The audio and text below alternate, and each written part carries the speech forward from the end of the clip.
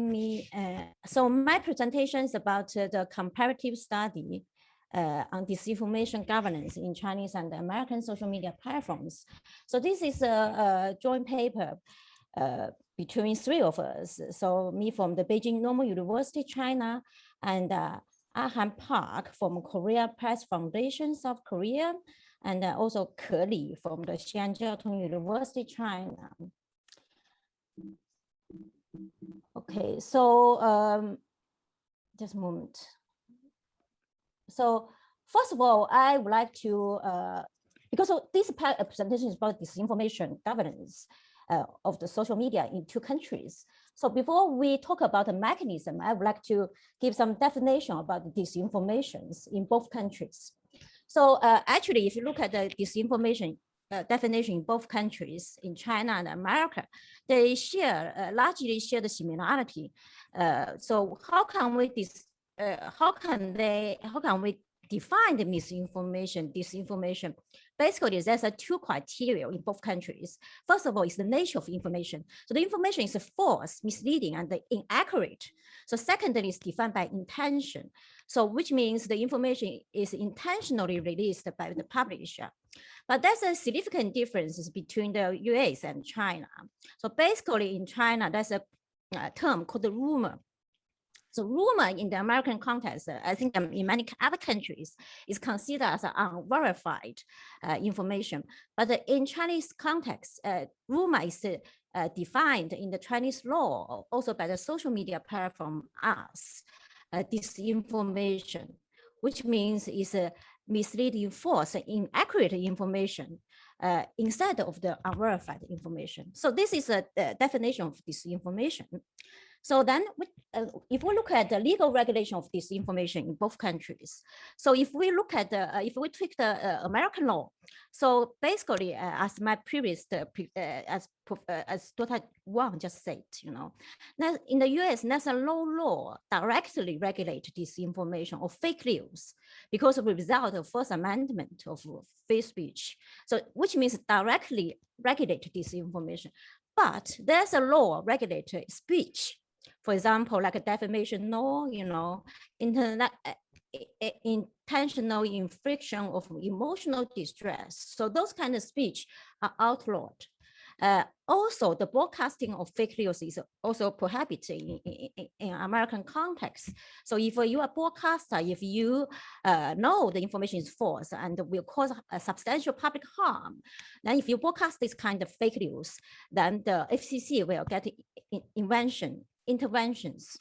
So this is a Chinese context. So if you look at China context, and so basically, if you are disseminate online rumors or disinformation, so then there's three liabilities will be involved in this context. The first of all is the civil liabilities, for example, like a defamation.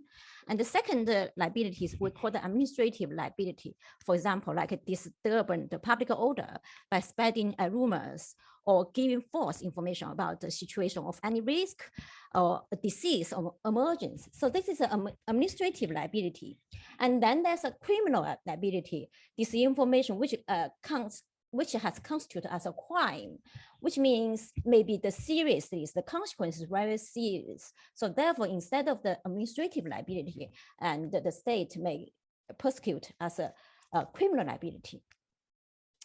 So then we look at the level service providers legal obligation, because we know that, you know, social media platform basically is one kind of the level service providers. So we have to be careful, you know, when we talk about level service providers in Chinese law. It's not a specific defined term. So if we look at the Chinese law, no matter it's a civil code or criminal law, basically level service provider is an umbrella concept, it's a collective concept. And it basically means any entity which provides internet service is considered as a level service provider. So therefore it's an umbrella, it's a collective concept. But below those national law, there's many regulations. So increasingly in recent years, there's a number of the Chinese law, a lot of the increasing number of Chinese law began to define the different type of level service provider. For example, microbloggers, is considered as a one type of level service provider. So they give them a specific definition. For example, like an online information provider is another kind of level service provider. So they also defined in details in different laws, regulations. And the third one I would like to mention is ISP, Internet Service Provider. In Chinese law, actually it's a very narrow definition. It's specifically referred to the Internet Access Service Provider. So it's not any provision, but it's about access service, and we call it ISP. And what kind of civil liabilities that basically level service will bear in Chinese context? For example, like if you defame anybody's name, reputation, so the level service provider have joined liability with service user if user's action infringe the civil law rights. And but the level service provider is immunized from legal liability if they take certain steps to prevent the harm. For example, the law says that the level service provider is immunized from legal liability if the provider takes necessary action after receiving actual notice of the harmful or offensive content from the right holders and forward the notice to the level users. So basically they said, okay, if somebody give a notice, tell you those contents are harmful or inaccurate, if you took the necessary steps, to took it down, or even to forward this kind of notice to the third party, then you can be immunized from the liability. So this is civil liabilities. And then there's a criminal liabilities. So basically the criminal liability says that the information the level service provider has obligations for the level security management obligations. For example, what kind of level security management obligation? One of them is spreading rumors, disturbing social order, or undermining social security stability.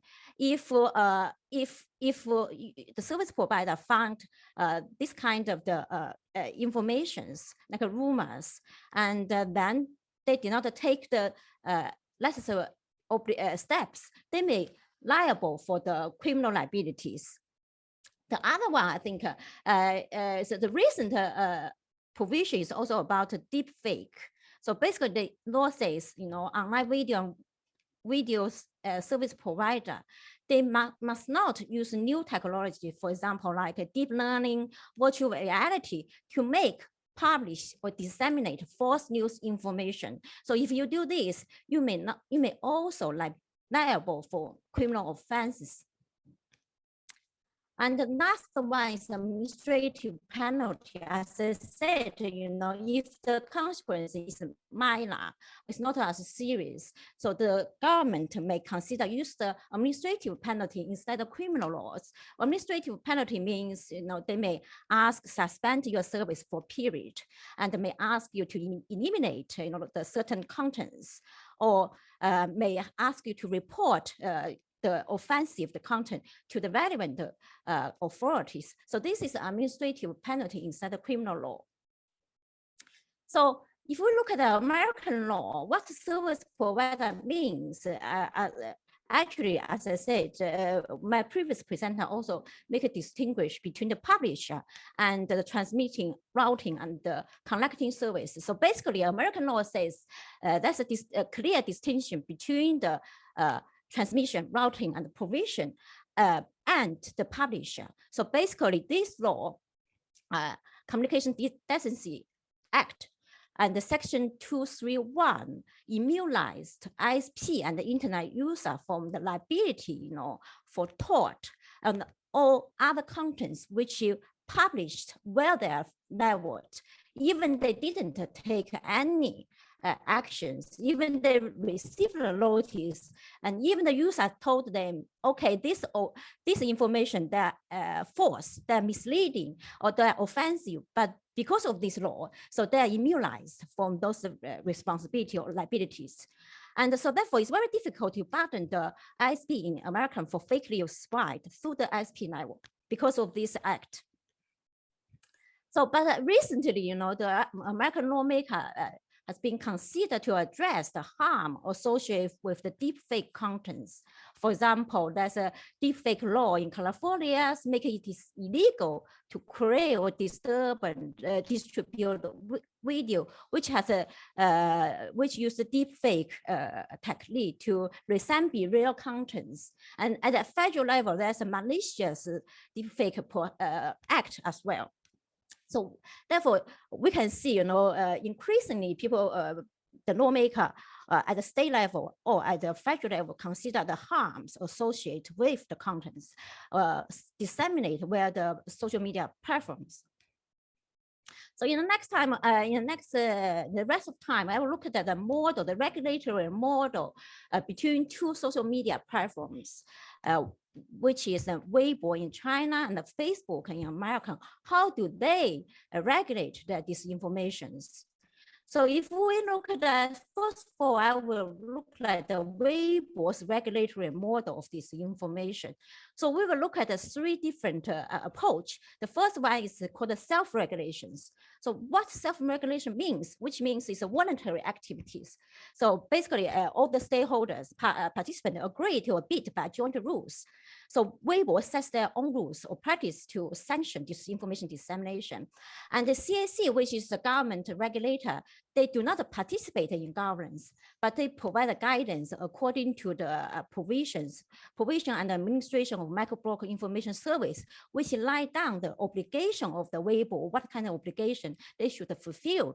So basically, and under this model, the Weibo has as kind of a service agreement, for example, like a Weibo community conventions, detailed rules, which lie down the user and the platform responsibility, what they should do, how to make a campaign about false information responsibility regulations, and also the principle, procedure, and result of handling illegal information, bad information, and false information. So this is a self-regulatory service agreement stipulated by Weibo.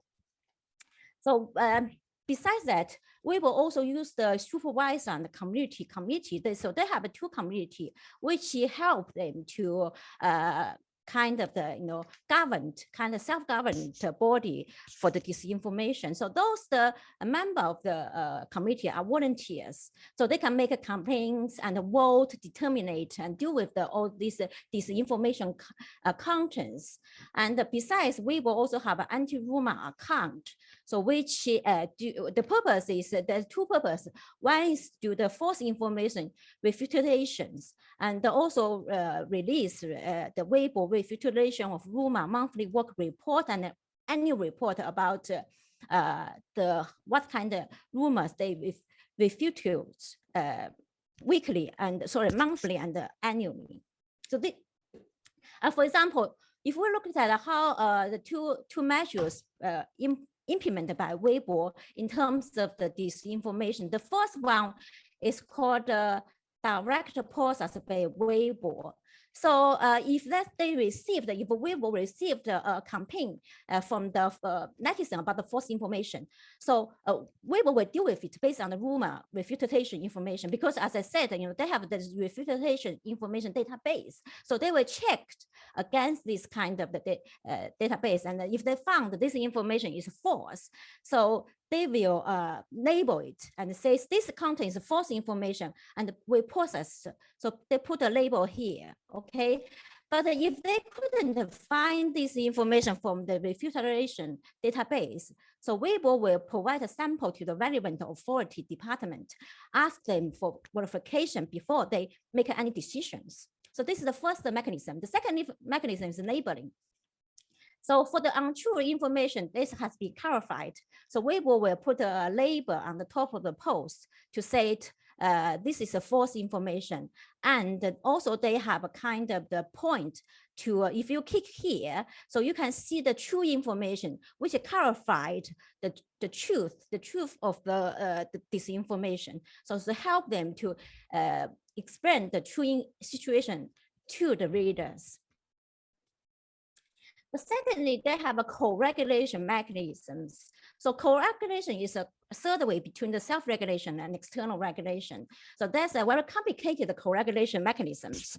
So basically, the government regulator, CAC, they can participate in the co-regulation because they basically set up the industry standard or